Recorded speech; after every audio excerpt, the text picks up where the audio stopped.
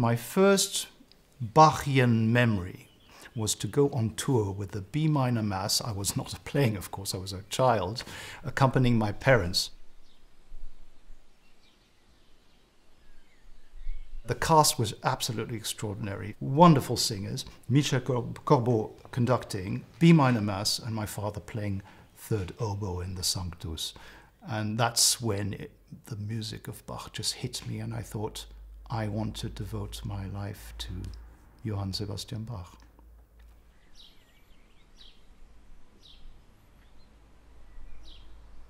My father lived in Switzerland, and I have a brother living in Switzerland. My wife is from Paris, so Burgundy seemed to be an ideally placed area. And, well, it's very nice to live in Burgundy. They make good wine.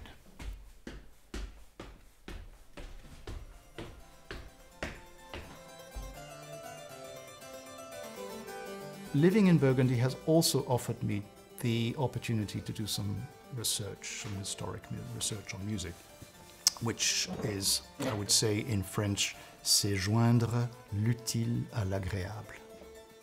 I like this piece because it's in fact an invention. It's a two-part invention with dialogue between the right hand and the left hand. They're sort of ping-ponging a theme until they get tired of it. But I've always liked this piece because for me there is something quite didactic, pedagogic about it, and indeed he includes it in his notebook for his son, Wilhelm Friedemann Bach. We actually know what Bach gave to his students when they came to study with him.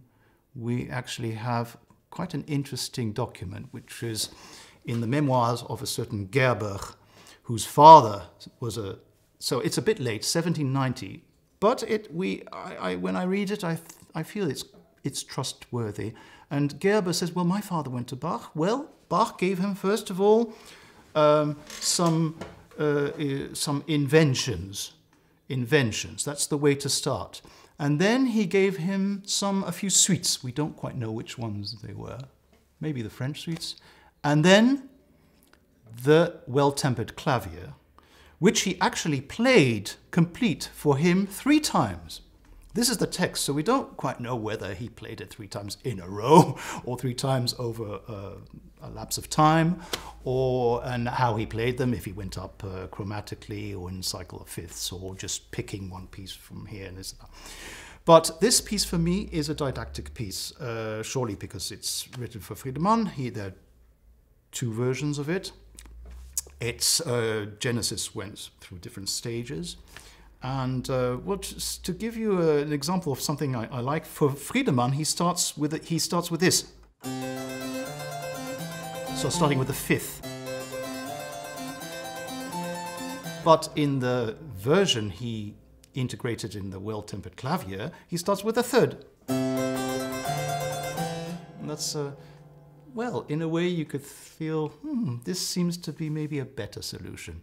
But, on the other hand, you immediately have this rather shocking 3rd. C sharp, E sharp, which is tuned actually an F.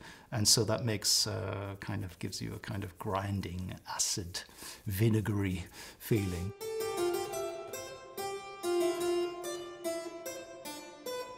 The fugue has, for me, it's probably the most joyful and good-humoured theme which Bach ever composed. It starts, here again, it starts with a kind of tour de gosier, cadence, turning around a note, and then, yes.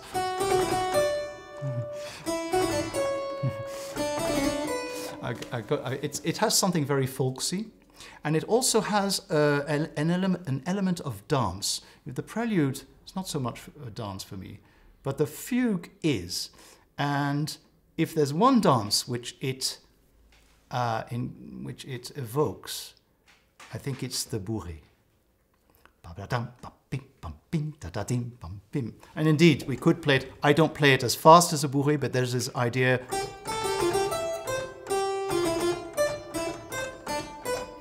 And these jumping six going down, this sequence of jumping six is something which is extraordinary, radiant and happy and joyful. And you could see it also as a concerto. There is a long central part where the theme disappears. Actually, it disappears for quite some time when you have these sort of garlands going down.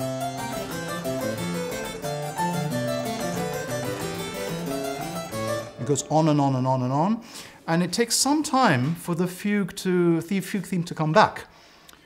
Hence, giving a kind of feeling of concerto with episodes, ritornelli, and then a longer episode, and the final ritornello, we come back to the concerto, or sonata form for. But it's something I feel personally, it's a very personal feeling I have regarding this fugue. Surely a wonderful piece to play.